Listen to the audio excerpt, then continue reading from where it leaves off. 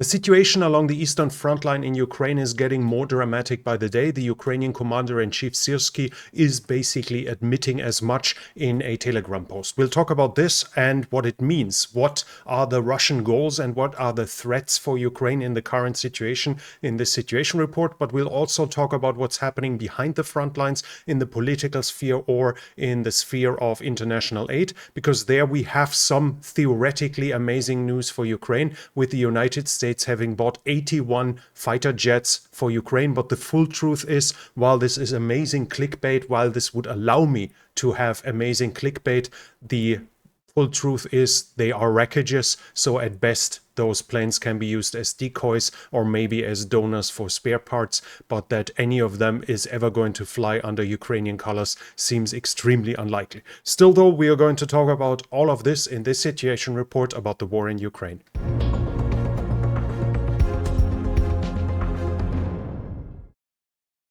Along the eastern front north of the Seversky Donetsk here, the Russians keep pushing in Kislivka.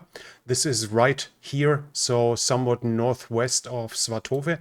The Russians have managed some significant progress in the town and to the east of it, and are now controlling the majority of it. We have a geolocalization where a Russian flag is hoisted here in the eastern part of town, but according to the Russians, they are under full control of Kislivka right now. The Ukrainians dispute this and say that heavy fighting is still ongoing. At least according to the maps that I see, it's still a possibility that the southeastern part still has some Ukrainian presence, but at this point, the majority of Kislivka is definitively, in Russian hands.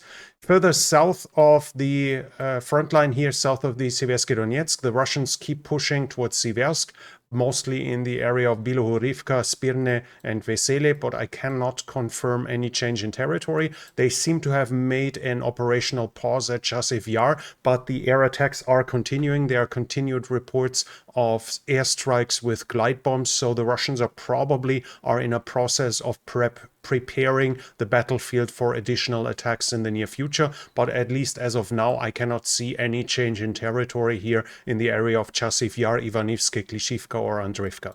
So let's go directly south towards Avdiivka, and here the Russians are still on the move. The Russians have now entered Keramik, and they actually managed to advance further north of it and are bypassing it, also increasing the pressure towards Arkhangelsk and Kalinove. And this will likely at this very point already have forced the Ukrainians to give up their positions south of Keramik and Novokalinove, as right now they are in the threat of being encircled if they stay there. This means that as of now, there are some claims that Novokalinove is fully in Russian hands. We do not have a visual confirmation, and I have not seen my trustworthy Ukrainian sources admitting as much, but the situation on the ground is likely that this is true. So probably Novokalinove is fully under Russian control as of now, and the Russians are definitely inside of Keramik already and are advancing there as well. In the area of Ocheretine, the Russians are also advancing. They should have the majority or the complete town under their control already. And we see that they keep advancing to the west of it. They are geolocalized here in the direct west of it, where they advance along the railroad and the road here. And at the same time, they manage to gain a foothold in the wind tree lines here against erosion, those tree lines here to the northwest. This is also important because it is continued high ground here and thus allows the Russians to advance in several directions without being too much threatened on their flanks, as they have the high ground here. So the Russians have not just taken Ocheretine as of now, at least it seems like it should be fully taken as of now. They're already advancing over across it or past it towards the west and the northwest. The Russians have also managed to gain additional ground here between Novobakhmutivka and Berdichi. Here the Ukrainians were withdrawing to avoid an encirclement, so this allowed the Russians to straighten their front line here between Novobakhmutivka and Berdichi. At the same time, south of it, the Russians are advancing in Netalyove. Netailove, yes. This is directly northwest of Pervomaiske. The Russians are now more or less in the eastern third of the town already and are pushing further to the northwest. They are also rapidly gaining ground here over the last few days. So the whole Avdiivka front is under fire, basically. Further south at Marinka, we have reports of the Russians advancing at Krasnohorivka. Now, while I cannot confirm additional gained ground inside of Krasnohorivka itself, we do have a geolocalization of the Russians gaining positions right east of the town. This is very close to the demarcation line where the front had stabilized between 2014 and 2022. And there the Russians managed to advance 1 kilometer to the west and are now occupying these buildings here, increasing the pressure towards Krasnohorivka from the east as well. Further south, now we have the confirmation from the Ukrainian side that Novomykhailivka is fully occupied by the Russians. This is one of the Ukrainian mill bloggers saying, confirming that the rest of Novomykhailivka is definitely under Russian control, including the western part of the Dachas here, and that they keep advancing towards the west in the direction of Paraskovivka. Here, the Russians keep up the pressure as well in this area. Further south and west, we do not have any significant thing to report south of Velika Novosilka. After the recent advances of the Russians in Uroshaine here, I cannot confirm that anything else has changed. In the latest situation report, there was geolocalization that the Russians managed to unload troops here in the southern part of Uroshaine. Again, the pro-Ukrainian deep state map doesn't seem to keep up this position. Close to Orikhiv in the area, while there are still reports about fighting at the Robotine, and I cannot confirm that anything here has significantly changed. We actually do have a report of a Ukrainian missile strike that struck a bridge here to the east of Tokmak. Now this is Tokmak. Robotine should be somewhere here. Yes, it's here. So this airstrike was striking exactly here, and there's a railroad bridge and a road bridge. It seems though that the Ukrainians struck the road bridge, not the railroad bridge at this point here, and at the very least heavily damaged it. So we see Ukrainian attempts to use their long-range weapons to reduce the Russian abilities to move supplies. From the Dnipro, we have some news. The Ukrainians say that they liberated Nestriga. This is an island here on the Dnipro, and it's actually on the right bank of the main part of the river. So I have not seen visual evidence of it, but I also have not seen the Russians disputing it, and the position of it seems likely that this is actually the truth. If it is the truth, then it won't change the situation here along the Dnipro Delta in significant ways anyways, but it seems like the Ukrainians actually have full control over Nestriga and have confirmed it now. We also have reports about Ukrainian ATACMS strikes, at least that's the likely reason, and they were towards Kap Tarkhankut, which is here, down here. The Russians were saying they were struck and their air defense was active, but they did not claim that they shot down ATACMS, which makes it likely that they actually struck something. If it's true, then it would be in connection with the latest reports that I mentioned in the last situation report of Russian claims that the Ukrainians, in cooperation with NATO, is preparing for strikes on the Crimean Peninsula. They used decoy targets according to the Russians, they used decoys over the Crimean Peninsula, likely to identify air defense systems, and on Kap Tarkhankut was already a position where the Russians in the past had S-400 batteries, so it seems likely that this was a strike on an S-400 battery or maybe a radar station, but this is speculation from my side. On Chankoi, there's also reports about detonations, so supposedly close to or in Chankoi there was another attack. Whether it was against the airfield or something else there, I don't have any details, and I do not have any details whether those attacks have been successful. So as of now, it seems highly likely that Ukraine used ATACMS against targets here and here, but how far they have been successful, I can't really say much. So let's switch to the overall situation. And here we have to talk about mostly the situation on the Eastern Front. Now, the Russians are advancing slower at Chersiv Yar. They are more or less having an operational pause.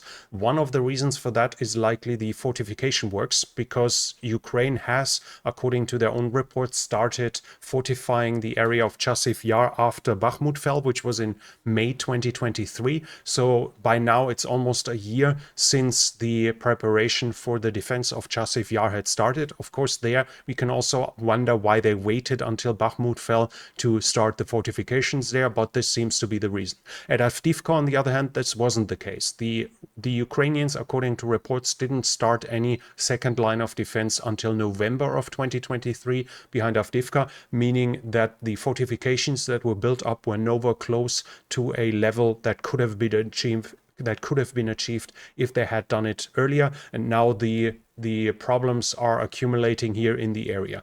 The fortifications are insufficient, and this did not allow the Ukrainians to hold them for long enough to allow additional lines being set up. We had an initial attempt to stop the Russians here. Then here at Berdichi Semenivka, they were also immediately or very fast under pressure, and Ocheretune was likely the crossroad of two fortification lines, which fell through a rotation. It's still unclear whether the rotation didn't work and the positions were partially unoccupied simply for the reason that the unit that was supposed to replace the 47th Mechanized Brigade wasn't there yet, or whether it was because they fled their positions as it was initially said. But regardless, it allowed the Russians to advance significantly into Ocheretune and take positions that were supposed to hold them probably for weeks, if ideally not for months. Now they have already bypassed Ocheretune or crossed through it. They are behind it already, and it's unclear whether and to what degree are even fortifications to the west of it. Now, obviously, they will start building some now. But the problem is we do not know how far they have done it in the past, as they were still working on defensive lines along here, and their resources are limited, so they won't build 5 lines behind each other at this very point. At the same time, in this small front line here, there are roughly 10,000 Russian soldiers facing just 3,000 Ukrainians, so they have a superiority of over 3-1 in this whole area, and that means the higher the pressure is from the Russians in this area, and it is high, and the fewer time Ukraine has to build fortifications. The fortifications that were meant to hold back the Ukrainians have already fallen in one position, threatening the whole fortification line from the flanks as of now. And this means with it being penetrated, the Russians can advance further to the west. Ukraine at the same time is suffering from a lack of manpower and of weaponry to stop the Russians without fortifications, because of course they could, with maneuver units, just doing engagements and on the fields, they could do delaying actions, but for that they would have the need for enough personnel and for enough moving material to advance, do counterattacks, etc. And they are still lacking the necessary equipment and manpower at the same time, as those attacks would obviously also mean higher losses than just putting a few men into a trench line. And with the lack of significant aid from the West, at least over the past 6 months, and at the same time with Ukraine refusing to do a serious, with the Ukrainian government refusing to do a serious mobilization, this has now compounded. We have the lack of fortification, we have the lack of equipment, and the lack of manpower, and the Russians have found a point where they can exploit that situation the best northwest of Avdiivka. Ukraine's goal would have to be now to gain time to build additional strong fortifications. The problem there is they have to be far enough behind the front line, so the heavy equipment that's being used, for instance excavators, cannot be struck.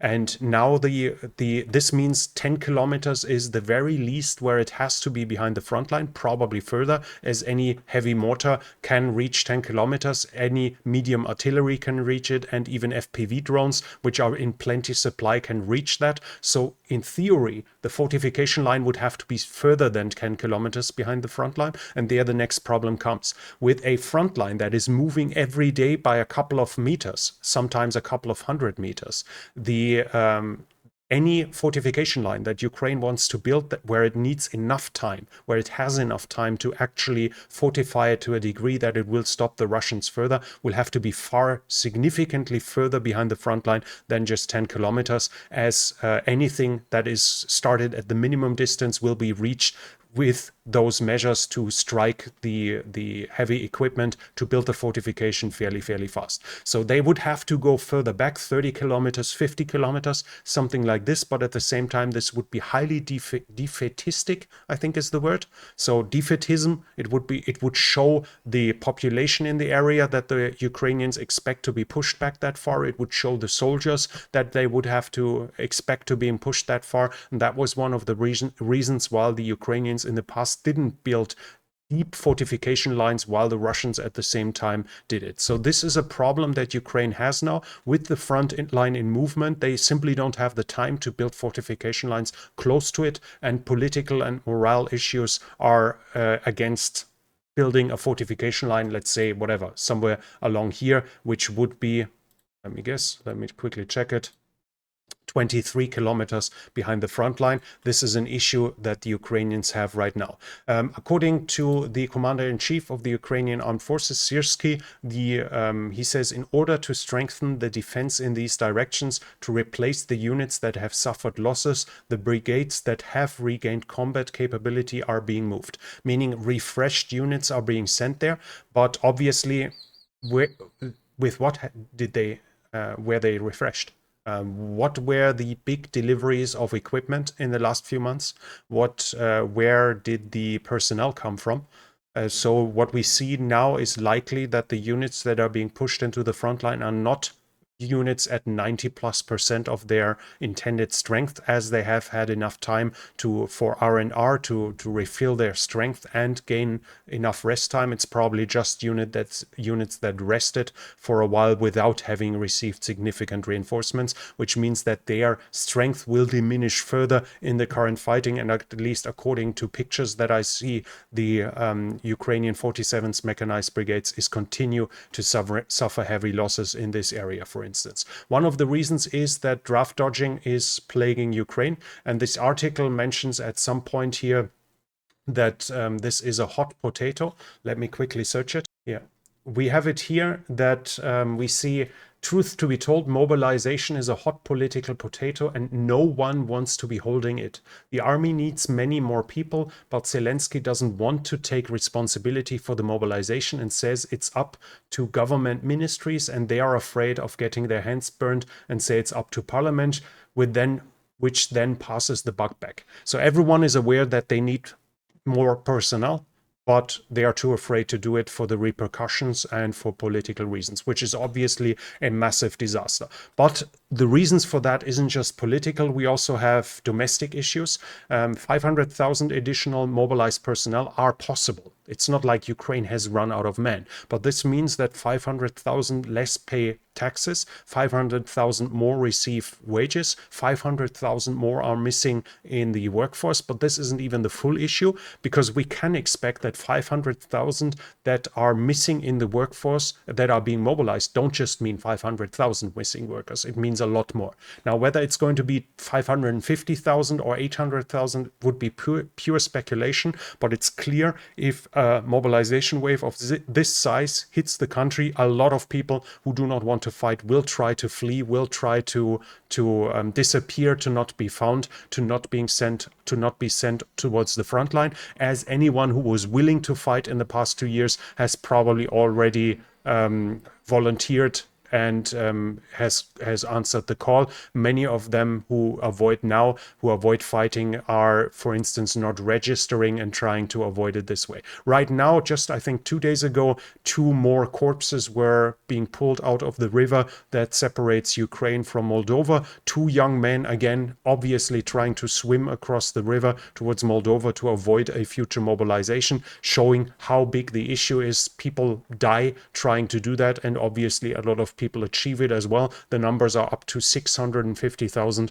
that might have already fled Ukraine to avoid mobilization. And by touching that issue, by causing a mobilization, by starting it would lead a lot more people to take risks, a lot more people to flee the country, and thus increasing the problem Ukraine has in itself. So while it's easy to shift blame towards Zelensky, and I guess he has to take blame, we have to acknowledge that the issue is much more complicated. And then again, the lack of Western aid will obviously also increase it, as getting mobilized into a strong army with good equipment and an option and a likelihood to win the war is a whole different story than reading the whole time from the front line that your units are getting slaughtered, don't have ammunition, and the Russians are strong, and you just expect to be cattle sent into the slaughterhouse. So the lack of Western aid will have increased the issue with mobilization here that is now seriously threatening the Ukrainians in the east. According to most analysis, though,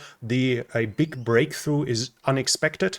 It seems unlikely that the Russians will just break through and then pour towards the Dnipro. Something like this, the Ukrainians should be strong enough still to stop this, but we have to expect additional gains. Now let's look at the front line, what those gains might mean.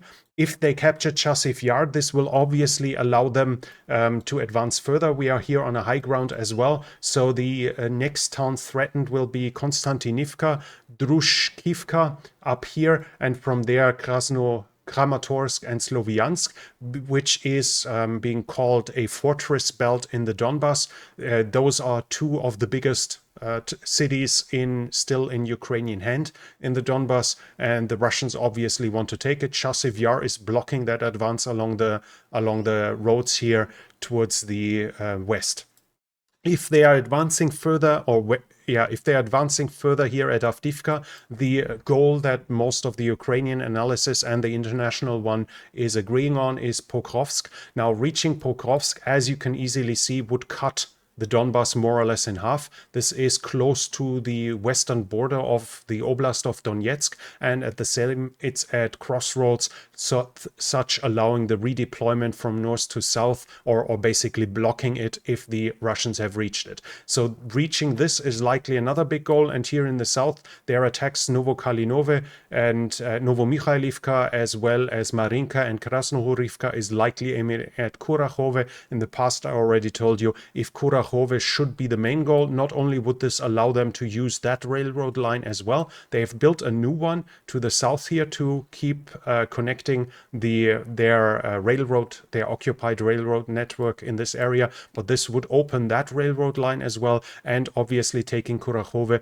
would likely force the Ukrainians to withdraw from an area roughly like this here, as otherwise they would be in danger of being cut off. So those are the three goals that would bring Russia a far way along the way to capture the entirety of the Donbas as well. But as of now, Ukraine is obviously trying to do its best to stop it, and we'll have to see with the mobilization and the Western aid that is coming what an impact it will have. But there again, when we talk about the mobilization, obviously we have to acknowledge, even if it starts now, and now the president has signed the new law, so now theoretically it could start, then we are talking about personnel that likely in the majority will not have served at all, or at least not in the past few years.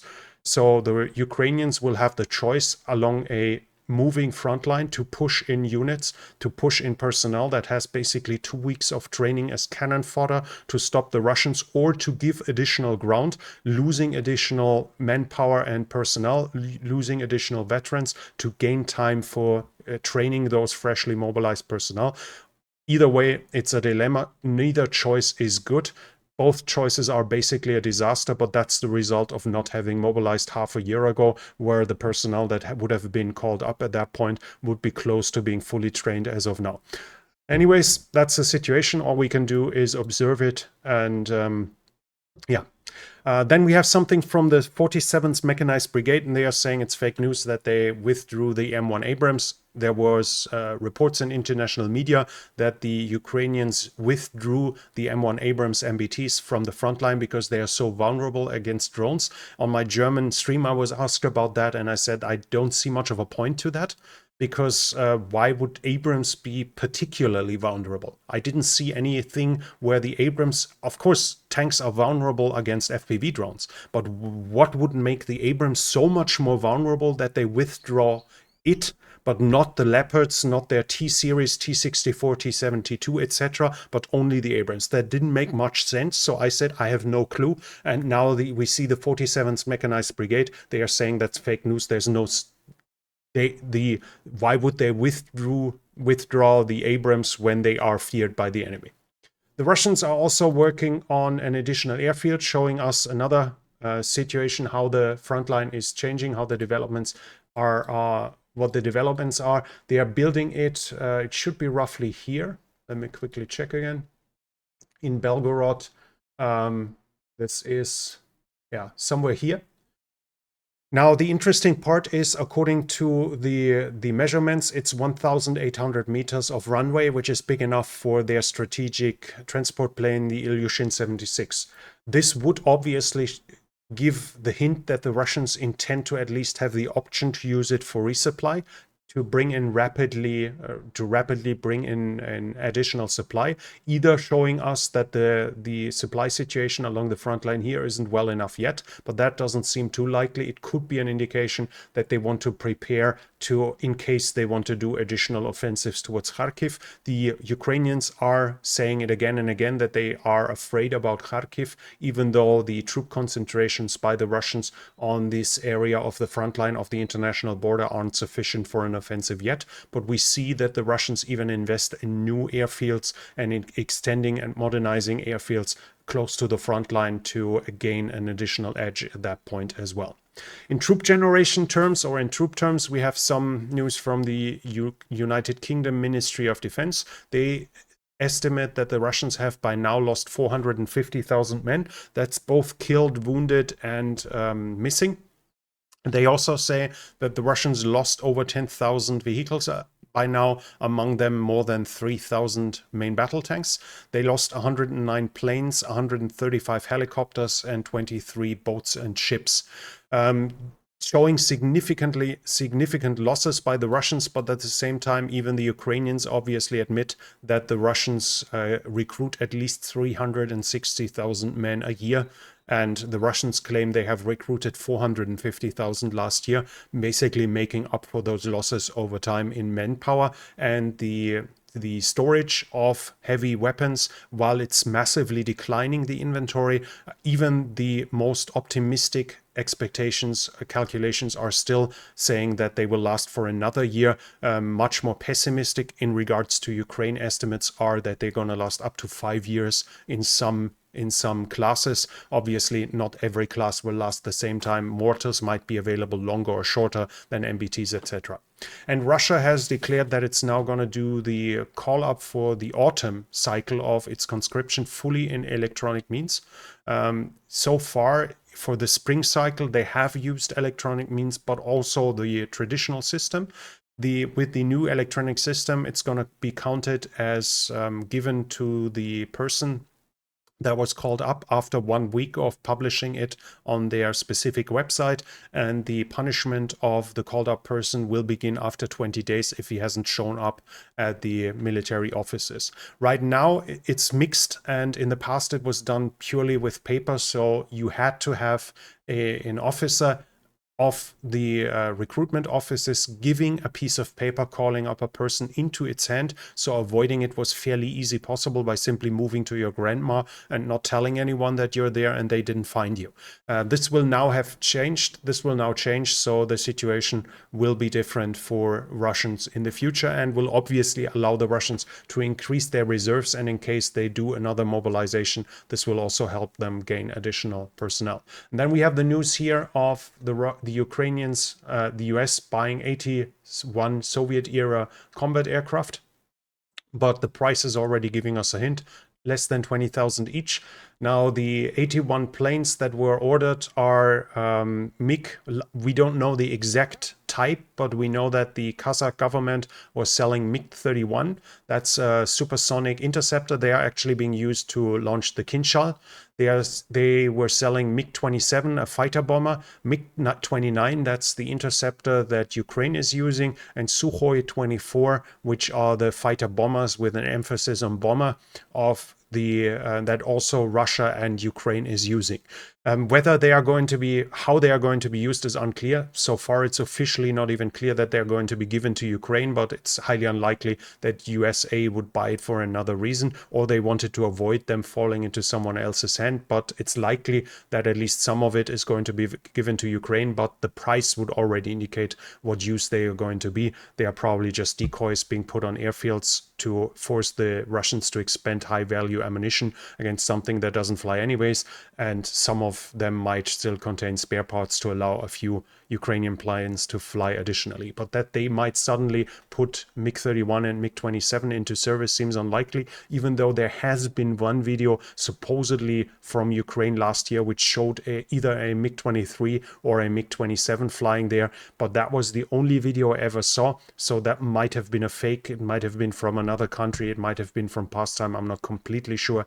I have not seen any evidence since then that the Ukrainians started using MiG-23 and MiG-27. In theory, they should have had some still standing around on some airfields, so in theory they could have put them back into service, but that seems at least unlikely as of now. Anyways, that was it from me for now for the situation report. If you appreciate the report, please give it a thumbs up. It helps with the algorithm. Leave a comment what do you think about the current situation, and if you're new here, I would like to invite you to subscribe to the channel and hit the bell icon so you don't miss future videos. If you like what I do and want to support it, this channel is only possible because of the support of viewers like you, then you can donate through the means in the description. But that's it from me for now. Thank you for watching, and I'll be back.